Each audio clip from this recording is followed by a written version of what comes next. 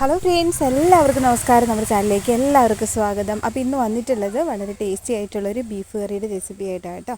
അപ്പോൾ നമുക്ക് ഒട്ടും താമസിക്കാതെ ഇതെങ്ങനെ തയ്യാറാക്കുന്നതെന്ന് നോക്കാം.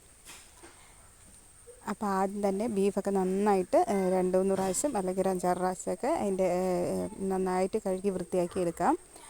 അപ്പോൾ നിങ്ങൾ എടുക്കുന്ന ബീഫിനനുസരിച്ച് ബാക്കിയുള്ള മസാലകളും എല്ലാം ചേർക്കണം കേട്ടോ. പച്ചമുളക് കുറച്ചധികം പച്ചമുളക് എടുത്തിട്ടുണ്ട്. അതുപോലെ വലിയ 3 സവാള, 3 വലിയ സൈസ് ചെറിയ കഷ്ണം ഇഞ്ചി, ഞാൻ കുറച്ചുകൂടി ഇഞ്ചി എടുത്തിട്ടുണ്ട് കേട്ടോ. ഇത് കൂടാതെ അതുപോലെ വെളുത്തുള്ളി, അതുപോലെ തന്നെ ഇതെല്ലാം കുറച്ചധികം വെളുത്തുള്ളിയും കൂടി എടുക്കണം. കുറച്ചധികം ചേർക്കണം. നമുക്ക് ഇതിൻ്റെയൊക്കെ തൊലിയൊക്കെ കളഞ്ഞിട്ട് നന്നായിട്ട് കഴുകി അരിഞ്ഞ് നമ്മൾ ആ വേവിക്കാൻ വെച്ചേക്കുന്ന ഒരു ഇറച്ചിയിലേക്ക് ചേർത്ത് കൊടുക്കാം. അതിലേക്ക് ഒരു മഞ്ഞൾപ്പൊടിയും അതുപോലെ 1 ടേബിൾ സ്പൂൺ മല്ലിപ്പൊടി, 1 ടേബിൾ സ്പൂൺ ഇറച്ചി മസാലയും കൂടി ഇട്ടിട്ട് വേണം നമുക്ക് വേവിക്കാൻ വെക്കാൻ. അത് വെന്ത് വരുമ്പോൾ നമുക്ക് വേണ്ട മസാല മൂപ്പിച്ചെടുക്കാം.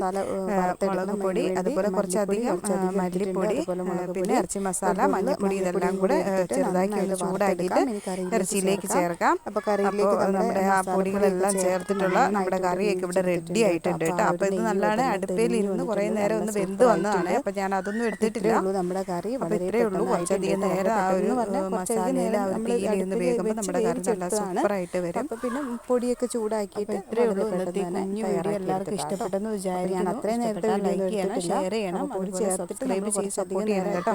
വീഡിയോ ആദ്യമായിട്ട് കാണുന്നവരാണെങ്കിൽ ഫുള്ള് കണ്ട് സപ്പോർട്ട് കൂടി ചെയ്യണേ. നമ്മൾ ഇതിനകത്ത് കുരുമുളക് പൊടി വരെ ഒന്നും ചേർത്തിട്ടില്ല. ആ ഒരു മസാല മാത്രമേ ഉള്ളൂ കേട്ടോ. അപ്പോൾ അടുത്തൊരു വീഡിയോ ആയിട്ട് വരുന്നോടം വരെ ഷെയർ ചെയ്യണം, ബൈ ബൈ. സബ്സ്ക്രൈബ് ചെയ്ത് സപ്പോർട്ട് ചെയ്യണേ.